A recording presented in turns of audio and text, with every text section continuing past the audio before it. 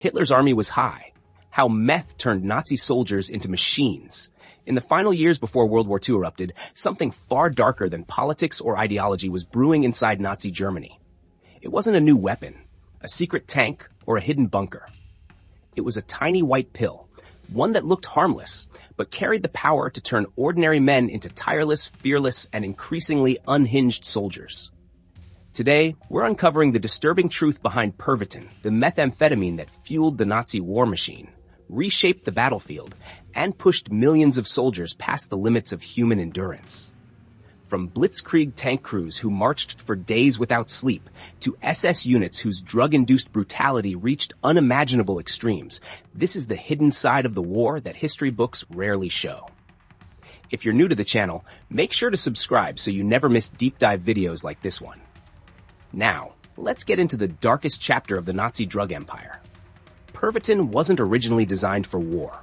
It was marketed as an everyday energy booster. Housewives used it to get through long days. Students took it to study. Workers used it to stay awake on the job. Advertisements promised alertness, confidence, and focus. Anyone could purchase it right over the counter. It was the perfect pep pill.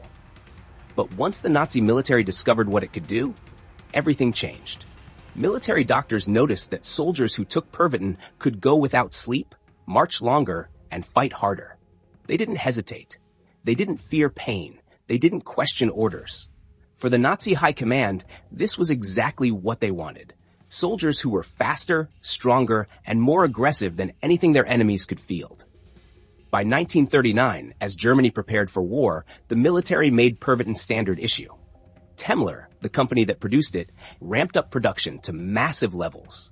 Medical journals in Nazi Germany even published studies praising the drug as a miracle tool for boosting fighting spirit and risk-taking behavior. But the turning point came in 1940, during the invasion of France. As German forces prepared their surprise advance through the Ardennes forest, an area the Allies believed was impossible to cross, commanders distributed 35 million Pervitin tablets to troops. Soldiers swallowed 2 or 3 pills at a time, then launched the Blitzkrieg assault that stunned the world. For days, entire units stayed awake, pushing tanks through thick forest, marching without stopping, driving through nights with complete focus. Pilots flew bombing missions for hours without fatigue. Infantry troops advanced across muddy fields, icy roads, and dense woods with relentless speed. The campaign that conquered France in weeks would have taken months under normal circumstances. But with methamphetamine coursing through the veins of German soldiers, Blitzkrieg lived up to its name. Lightning War. Many historians now believe the drug played a major role in how quickly Germany smashed through European defenses. But the high came with a cost. Once the effects wore off, the crash was brutal. Soldiers collapsed from exhaustion. Some experienced severe paranoia, hallucinations, or sudden breakdowns. There were reports of men screaming uncontrollably, shaking violently, or refusing orders because they believed invisible enemies were surrounding them. Even with these signs, German commanders kept handing out Pervitin. They saw it as essential.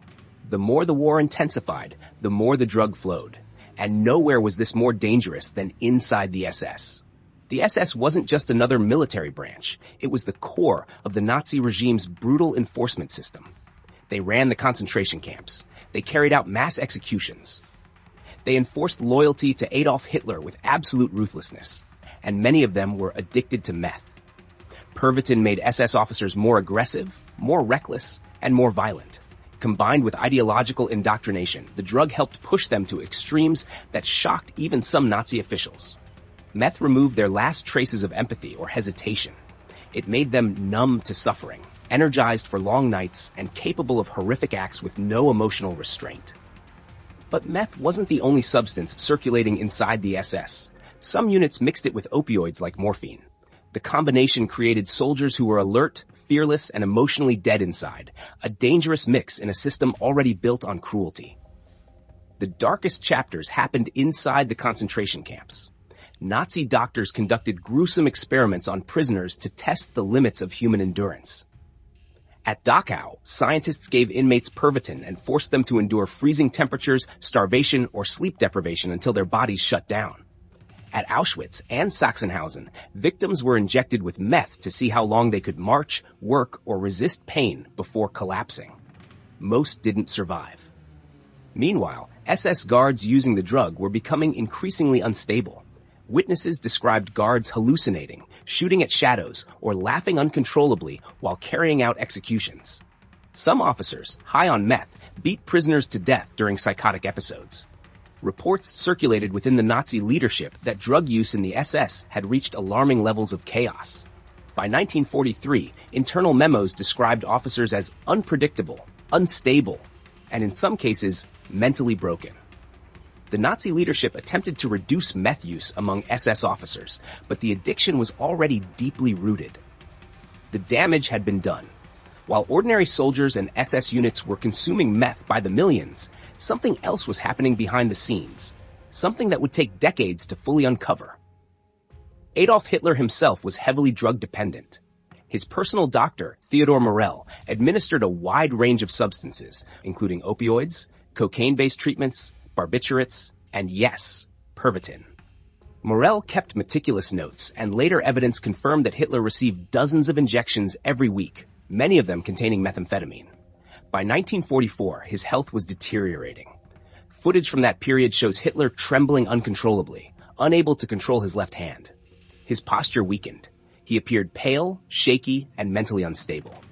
Witnesses said his moods swung wildly. One moment overconfident, the next paranoid and enraged. Many historians now believe that his drug use compounded his already extreme thinking, leading him to make irrational military decisions that hastened Germany's defeat. And he wasn't the only leader spiraling. High-ranking officials like Goebbels and Himmler were also addicted to sleeping pills, stimulants, and other drugs. As the war turned against them, they took even more. By 1945, the Nazi Empire was collapsing, and so were the minds of the men leading it. Meth didn't cause the ideology that drove Nazi atrocities. The hatred and violence were already there. But meth made everything worse. It removed fear, judgment, and humanity. It turned soldiers into sleepless machines and made killers even more brutal. And for a regime fueled by violence, the drug became a powerful, destructive tool. Even after the war ended, the story continued. Pervitin reappeared in different forms. In the United States, it resurfaced as Obitrol, a weight loss drug. Eventually, its formula evolved into something widely used today, Adderall, a medication for ADHD.